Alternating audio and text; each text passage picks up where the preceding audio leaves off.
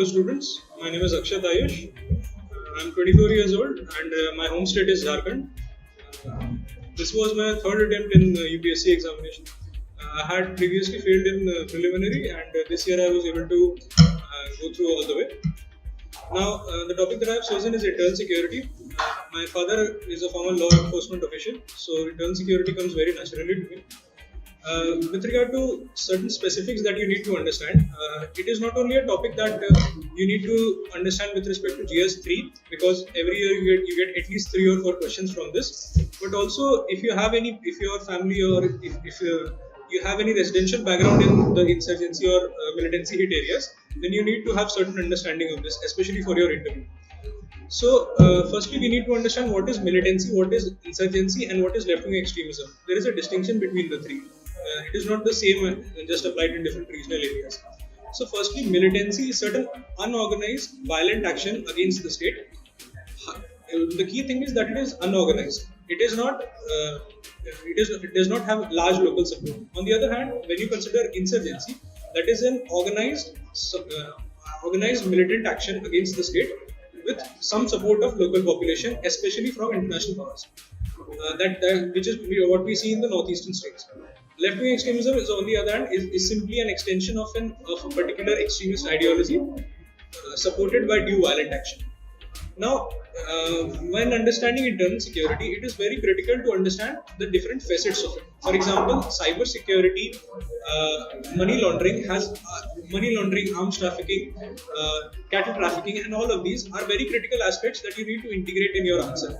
For example, if you have a question, let's say related, like last year, like in GS3, there was a question on money laundering.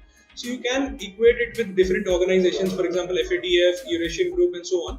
But also you can integrate it with the actions that are used for money laundering, for example, cattle trafficking, investment in real estates, and so on.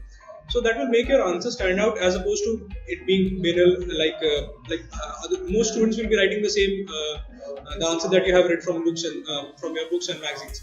So you can make that interesting. Another thing is that you can go into some detail with respect to certain types of militant action. For example, in insurgency, in the northeastern insurgency, you can remember the name of one or two insurgent organizations from each state. For example, Kamtapur Liberation Organization from Assam, or National Democratic Front of Borderland, and so on.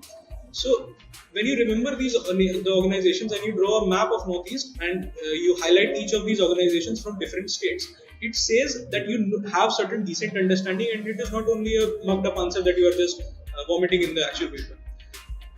Besides that, it is also important, when you study the different organizations that are involved against to ensure internal security in the country, you must have certain basic understanding of the areas that they operate and whether the insurgency or militancy in these areas has reduced or increased in recent years. So if you can remember the basic factual details of the number of insurgent or militant actions in these areas, for example, let's say in Jammu and Kashmir, the militant actions, the civilian deaths have reduced from, let's say, 200 to, let's say, 90. So over a period of 5 years. So that is a considerable drop in numbers. So if you remember that, it makes your answer stand out as opposed to others who have not written it. Alright. So also try to give examples of different schemes that are initiated. Not only the ones that we read in like your typical mains magazines, but also, like, for example, the Sahaya scheme of my own state, which is Jharkhand government, wherein it integrates sports. It tries to integrate children of the tribal background into sports, so that not only is the Indian sports encouraged, but also Naxalism is also reduced in the state of Jharkhand. So this scheme is a classic example of integrating of separating development and extremism. So try to delve into some parts of these. You do not need to go into extreme detail, but just delving into some parts, providing certain different schemes from everyone else will make you stand apart in this regard. And my last message will be to you with regard to resilience. I have faced failure for 2 years consistently, and all that I hope is that you know that have certain people to talk to in your life, your family, your friends, or whatever. I used to have a friend. I used to ask him the silliest of doubts, and after my interview, he said to me, "Akshat, tere wajah se mera patience बढ़ गया है." But it's still important to have certain friends that you can talk to.